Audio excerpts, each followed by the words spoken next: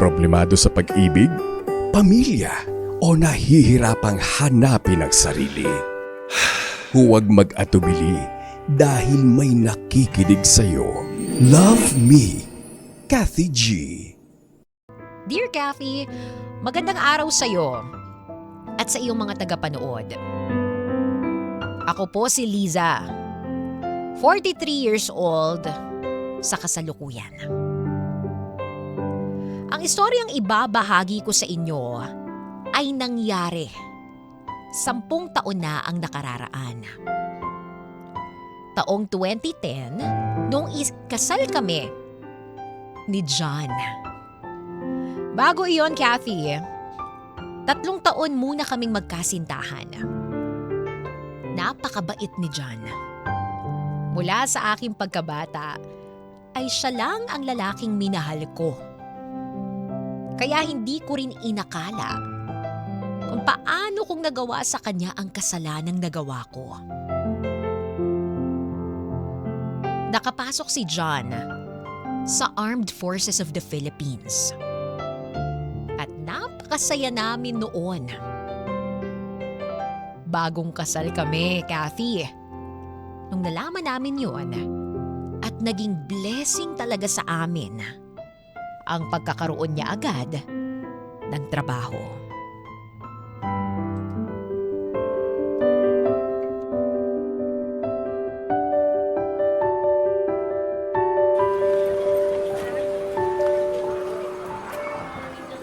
Mahal, mag-iingat ka lagi dito sa bahay ha.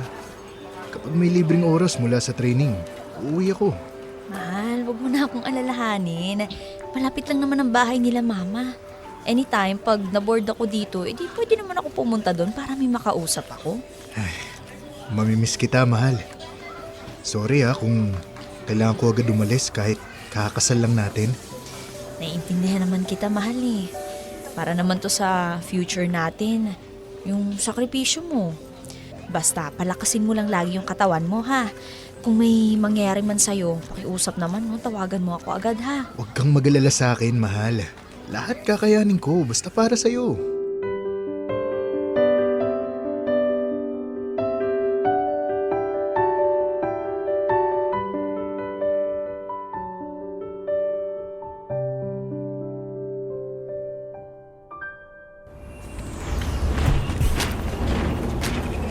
Reyes! 100 push-ups, now! Sir, yes sir! 1, 2, 3, 4, 5, 6.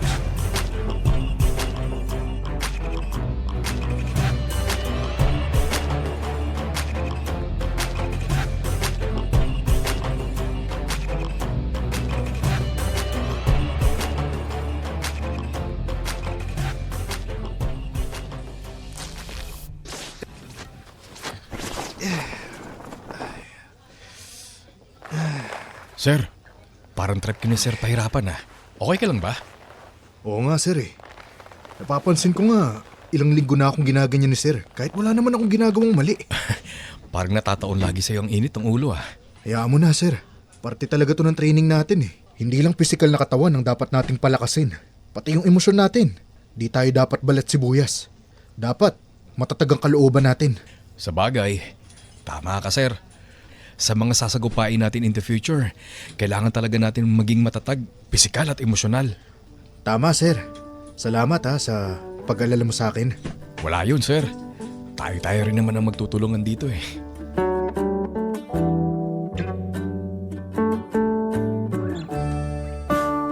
Kathy, tuwing oras ng pahinga ay tumatawag sa akin ang pinakamamahal kong asawa. Ramdam ko yung pagod at hirap niya sa training niya. Pero siya pa ang nagpapalakas ng loob ko ha. Lagi niyang sinasabi sa akin na ayos lang siya at wala akong dapat ipag-alala. Kathy, nagiging mas mahirap ang training nila araw-araw. Kasabay nito, ang tumitinding bakbakan sa Marawi sa Mindanao. At noon nga ay natanggap ko ang isa sa mga hindi ko inaasahang tawag.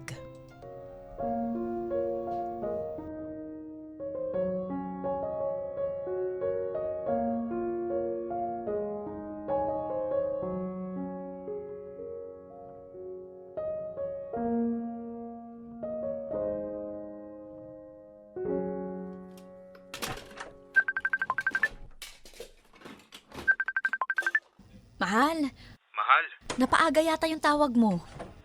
ide-deploy kami sa Marawi. Ano? Sa Marawi? Mahal, grabe yung sitwasyon doon ngayon, di ba? Mahal, tumawag lang ako para ipaalam sa'yo. Kailangan ko na mag-ayos.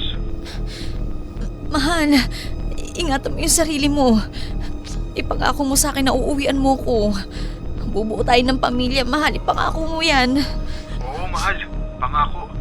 Mag-iingat ka dyan, ha? I love you. I love you, John.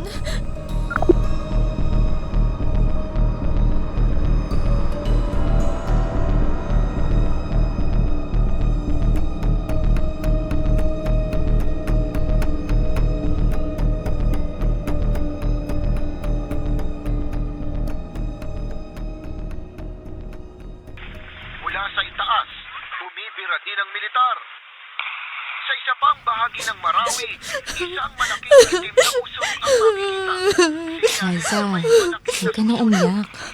I'm sure okay lang si John. Hindi ako handa, Lucy.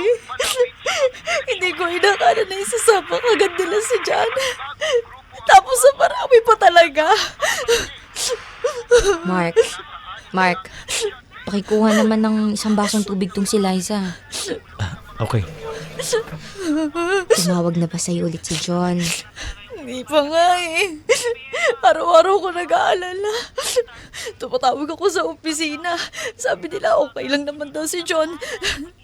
Yun yung sabi ng mga boss niya. Hindi nga lang talaga siya makatawag. Yun naman pala eh. Magdasal ka lang, Liza. Alam mo, Lucy, para na ako masisiraan ng bait kakaisip sa kanya. Mahal, ito na yung tubig. Salamat, mahal.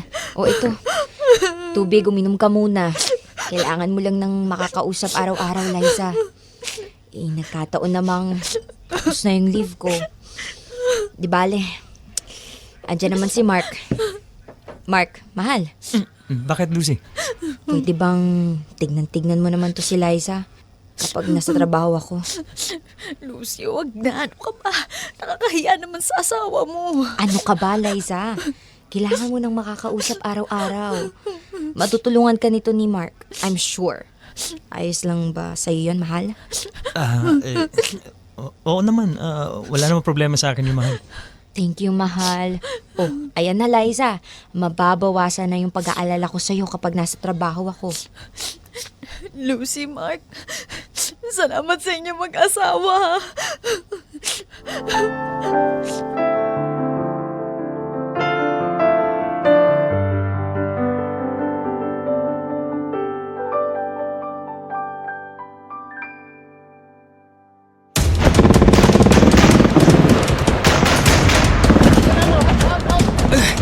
Sir! I'll cover you! Fred, pare! Ingat ka! Let's go, sir!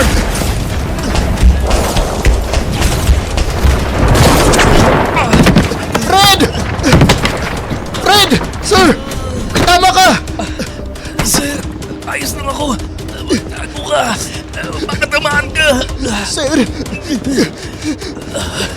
Salamat sa pagkakaibigan, John. Sir! Hamon! Tatawag ako ng tulong! Sir, I'm good. Till we meet again. Fred! Wag! Makakaligtas ka! Sir! Wag, sir! Sir, gumising ka! Huwag ka matutulog, sir! Sir! Gising, sir! Sir! Sir, gising! Fred!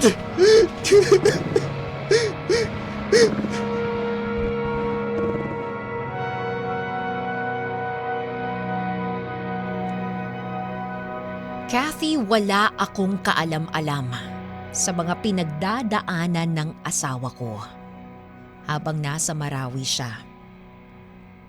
Nakatawag naman siya sa akin pero madalang dahil halos araw-araw ay napapalitan sila ng takot habang nagpapalitan ng bala. Araw-araw ay balot ng takot ang dibdib ko. Matutulog akong umiiyak Kathy, gigising ako ng umiiyak pa rin. Dahil sa takot at pangamba.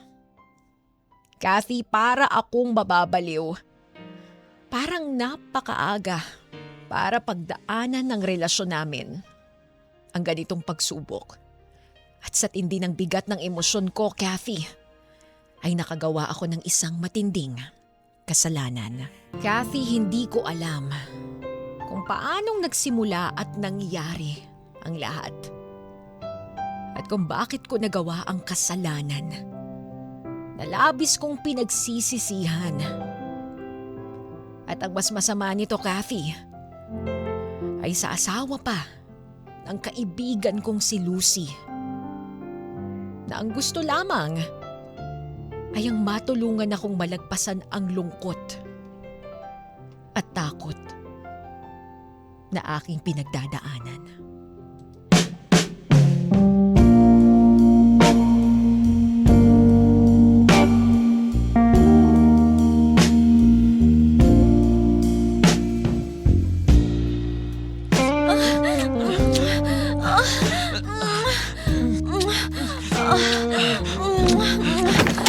Mga walang iya kayo!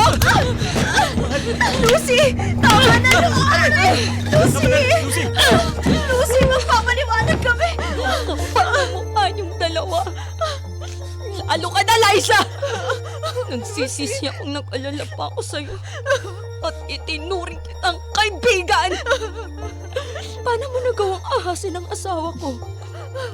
Di ka man lang ba nakonsensya sa asawa mong nasa gitna ng gera? Lucy, ikaw, andito ka! Nagpapakasarap sa kama kasama ang asawa ng iba! At ikaw ang lalaki ka, ha? Napaka-inutil mo nga! Palamunin ka na nga, niloko mo pa ako! Lucy, mga walang ya kayo! Lucy, tama na!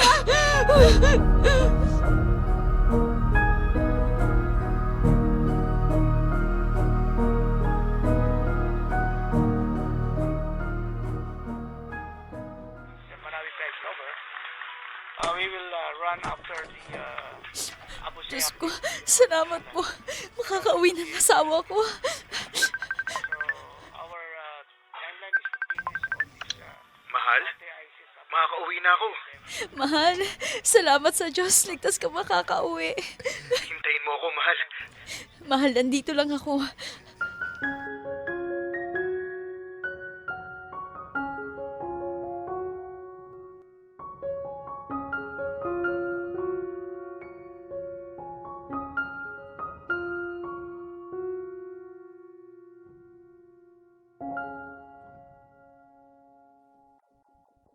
Sandali lang. John? Mahal? John! Liza? Liza? Bakit parang ang laki ng tiyan mo? Nagkasakit ka ba? May sakit ka ba, mahal? Okay ka lang? John, mahal. Patawarin mo ako. Mahal? Bakit? Anong ibig mong sabihin? John, nagkasala ako sa'yo. Buntis ka, Liza? Alam mo ba kung anong klaseng hirap ang pinagdaanan ko sa gera? Ha? Tapos ganito ang isasalubong mo sa akin? Ang pagtataksil mo! Mahal, hindi ko sinasadya. Patawarin mo ako. Araw-araw ako nag-aalala sa'yo. Kung alam mo lang, para na akong mababaliw kayo. Araw-araw kang nag-aalala sa akin. Kaya sumiping ka sa iba. John. Ganun ba? Habang nagpapakasarap ka, alam mo ba kung gaano kasakit sa pakiramdam yung mamatay sa mga kamay ko? Yung kaibigan ko! Nagluluksa ako! Pero kailangan ko makipagpalitan ng putok sa kalaban para makaligtas! Tapos ikaw, nagawa mo sa akin to! Bakit, Liza? Bakit? Patawarin mo ko, John. John!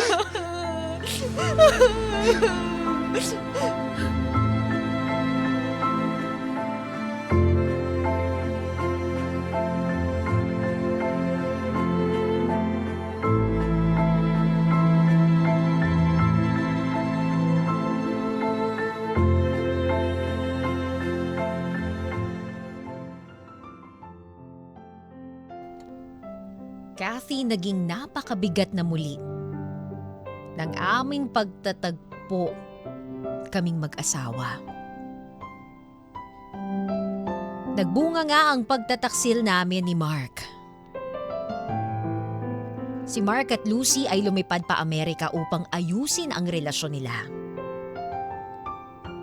Sa katunayan, hindi na nga nalaman ni Mark na nagkaroon kami ng anak. Hindi ko na rin piniling ipaalam pa.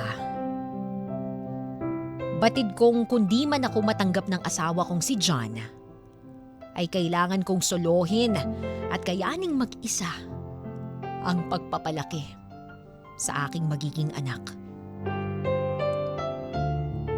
Umalis si John sa bahay noong araw din iyong, Kathy. Hindi ko siya nagawang pigilan dahil batid ko kung gaano kalaki ang kasalanan ko. At alam kong mahihirapan siyang patawarin ako. Ngunit Kathy, aaminin ko, naging mahina ang katawan ko at naging napakahirap sa akin ang pagbubuntis. Dahil na rin sa tindi ng emosyon ko.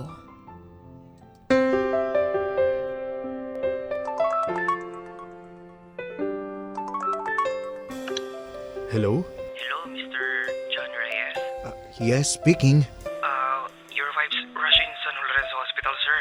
What? Wait, papunta na ako. Okay, sir. Salamat.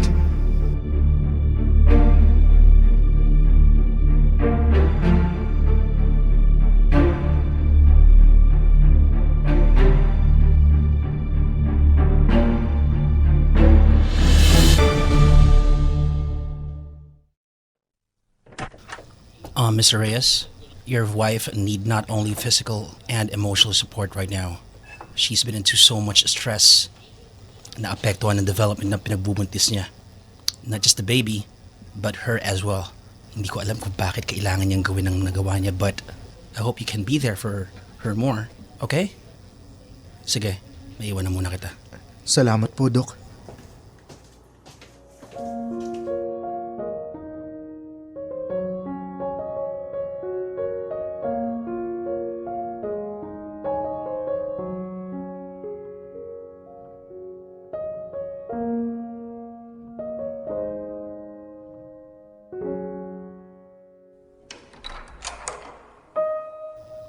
Diyos ko, napakaaga naman po ng pagsubok na ito sa relasyon naming mag-asawa. Hanggang ngayon, hindi pa rin ako makapaniwala sa nagawa ni Liza. Lumaban ako para mabuhay pa para sa kanya.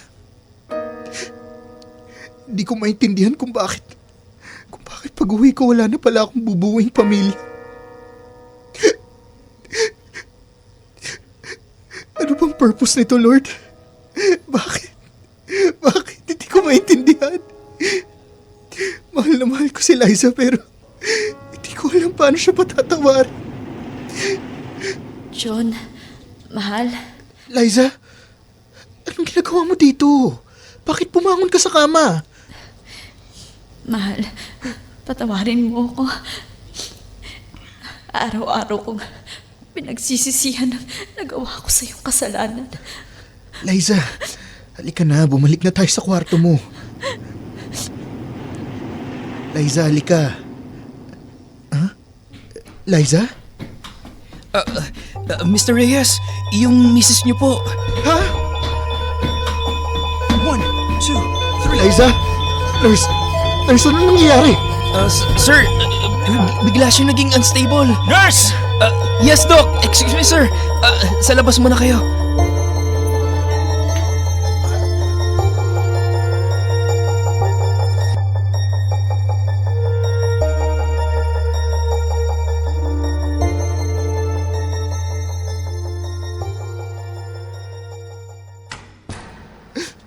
Lord, buhayin niyong maging ako.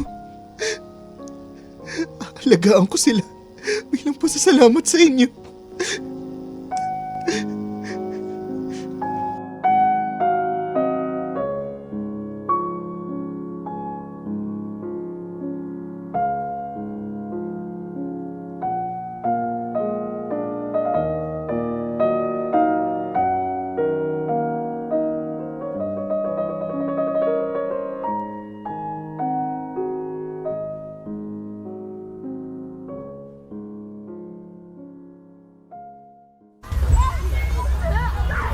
Fred! Lumapit ka na dito, anak. Tama na yan. Mami, ang sarap po mag-slide dun. Fred, anak. Tama na muna. Baka pagpawisan ka. Opo, Daddy. Pero mamaya, samahan mo po ko dun, ha? Oo naman, anak.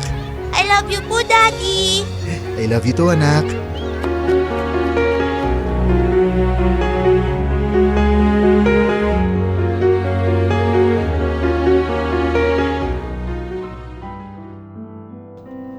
Kathy, napakabuti ng Diyos sa akin. Binuhay niya ako. Sa kabila ng tangka kong magtapos sa sarili kong buhay.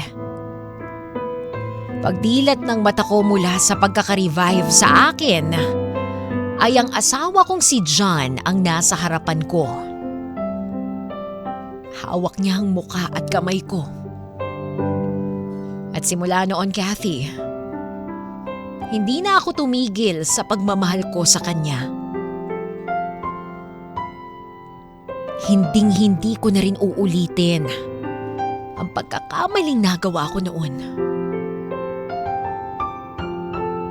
Nagkaroon pa kami muli ng 2 pang anak, Kathy.